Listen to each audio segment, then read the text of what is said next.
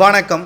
வரலாற்று தோல்வி அதிமுக அடைந்துவிட்டாலும் இதை நாங்கள் ஒரு பொருட்டாக நினைக்க மாட்டோம். அதிமுக ஒன்றாக இணைத்தால் நிச்சயமாக வீழ்ந்த விதைகள் அனைத்தும் மரமாக முளைக்கும் என்பதற்கேற்ப பன்னீர்செல்வம் அவர்கள் அதிமுக அலுவலகத்திற்கு வரவுள்ளதாகவும், என்னை எதிர்த்து நிற்கக்கூடியவர்கள் என்னை தடுக்கலாம், மீண்டும் அதிமுக ஒன்றாக இணைந்து வெற்றியடைய வேண்டும் என்றால் எங்களை வரவேற்கலாம் என்பதற்கேற்ப பன்னீர்செல்வம் அவர்கள் அறிவிப்பு ஒன்றை வெளியிட்டிருக்கிறார். மிக பெரிய ஒரு ஆபத்தான நிலைமையில் அதிமுக இருக்கிறது.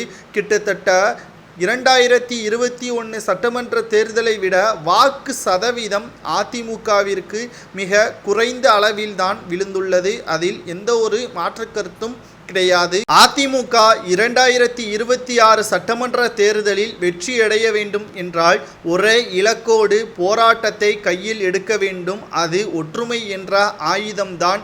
எடப்பாடி பழனிசாமி அவர்கள் தன்னை விட உயர்ந்தவர் அதிமுகவில் இருக்கக்கூடாது என்று நினைப்பதில் அவர் எவ்வளவு விரும்புகிறாரோ அதே அளவில் அதிமுக வெற்றியடைய வேண்டும் என்று அவர் பாடுபட்டிருந்தால் நிச்சயமாக இந்த தோல்வி அதிமுகவிற்கு வந்திருக்காது.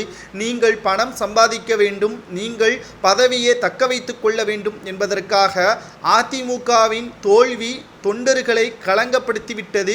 ஒட்டுமொத்த அதிமுகவின் தொண்டர்கள் அவர்களது பகுதியில் போஸ்டர்களை அடித்து கொண்டு அதிமுக மீண்டும் ஒற்றுமையாக திமுகவை வீழ்த்த வேண்டும், திமுக என்ற தீய சக்தி அதிமுகவிடம் தோற்கடிக்கப்பட வேண்டும், தமிழகத்திற்கு விடிவு காலம் வர வேண்டும் என்பதற்கேற்ப போஸ்டர்களும் ஒட்டப்பட்டு வருகிறது. இதனை பன்னீர்செல்வம் அவர்கள் கூறியுள்ளார். நாங்கள் அதிமுகவிற்குள் இணைவதா வேண்டாமா என்பதை நீங்கள்தான் முடிவு செய்ய வேண்டும். KP முனுசாமி அவர்கள் கூறியிருந்தார், ராமநாதபுரத்தில் இரட்டை இலை சின்னத்தை வீழ்த்துவதற்குத்தான் OPS அவர்கள் சுயேட்சையாக களம் இறங்கினார் என்று அவர் கூறுவது சரிதான். ஆனால் பன்னீர்செல்வம் அவர்களை அந்த நிலைமைக்கு வரவழைத்தது யார்? OPS அவர்கள் சுயேட்சையாக போட்டியிட்டார் என்றால் அவரா அதிமுகவிலிருந்து விலகி சுயேட்சையாக போட்டியிட்டாரா அல்லது நீங்கள் அவரை விலக்கினீர்களா என்பதை முதலில் நன்றாக பார்க்க வேண்டும்.